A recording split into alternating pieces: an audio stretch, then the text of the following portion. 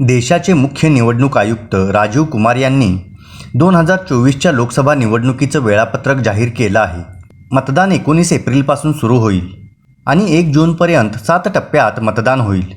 4 जून रोजी निवडणुकीचा निकाल लागणार आहे. या काळात देशात आदर्श आचारसंहिता लागू राहील.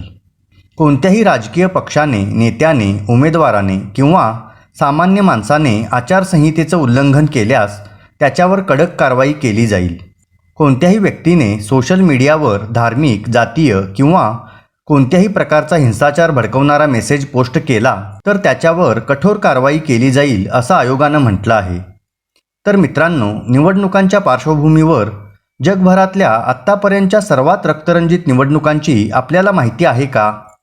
निवडणूक प्रचार, मतदानादरम्यान आणि नंतरच्या हिंसाचाराचा जगभरात मोठा इतिहास आहे. ह्युमन राईट्स वॉचच्या रिपोर्ट्सनुसार 2011मध्ये जगभरातील सर्वात रक्तरंजित निवडणूक झाली. एप्रिल 2011मध्ये गुडलक जोनाथन हे नायजेरियाच्या निवडणुकीतून पुन्हा राष्ट्राध्यक्ष झाले. पण त्यांच्या विजयानंतर पुढचे 3 दिवस देशात एवढा हिंसाचार झाला की ते पाहून संपूर्ण जग हादरलं. निवडणुकीनंतर झालेल्या हिंसाचारात 800हून अधिक जणांचा मृत्यू झाला होता, तर 65,000हून अधिक जणांना त्यांची घरं सोडून पळून जावं लागलं होतं. याविषयीचा सविस्तर आढावा घेऊया आजच्या विषय खासमध्ये. नमस्कार मित्रांनो, मी प्रशांत आणि आपण पाहताय आपल्या हक्काचं मराठी यूट्यूब चॅनल विषय खास. मित्रांनो, गुडलक जोनाथन यांच्याकडून पराभूत झालेले माजी लष्करी शासक मुहम्मद बुहारी यांचा पराभव उत्तरेकडच्या मुस्लिम समाजातल्या नागरिकांना पचवता आला नाही. ते नव्याने निवडणुका घेण्याची मागणी करण्यासाठी न्यायालयात गेले. त्यानंतर दंगे उसळले. बुहारींच्या पराभवामुळे चिडलेल्या मुस्लिमांनी ख्रिश्चन नागरिकांची घरं, दुकानं आणि चर्चेस पेटवून दिली. दंगलीने काही तासातच जातीय दंगलीचं रूप घेतलं.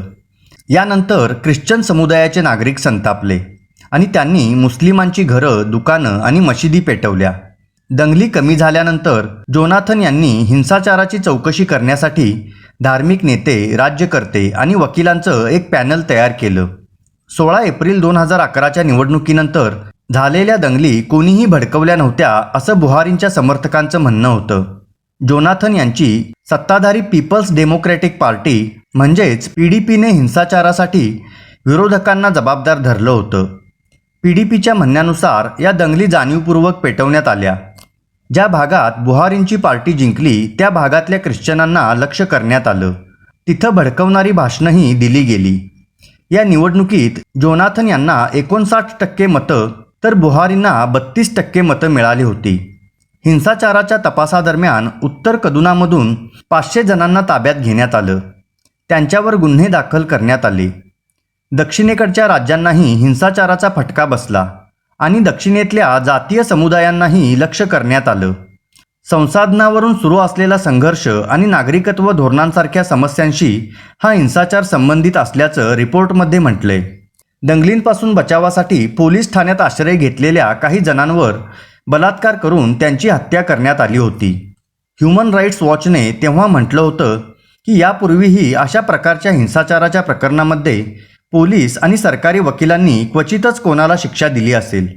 या प्रकरणी प्रशासनाचं रेकॉर्ड चांगलं नसल्याचं संघटनेनं म्हटलं होतं. सुरक्षा दलांमध्ये काही सुधारणा झाली आहे, परंतु पोलिसांमध्ये अजूनही सुधारणेला खूप वाव आहे असं संघटनेचं म्हणणं होतं.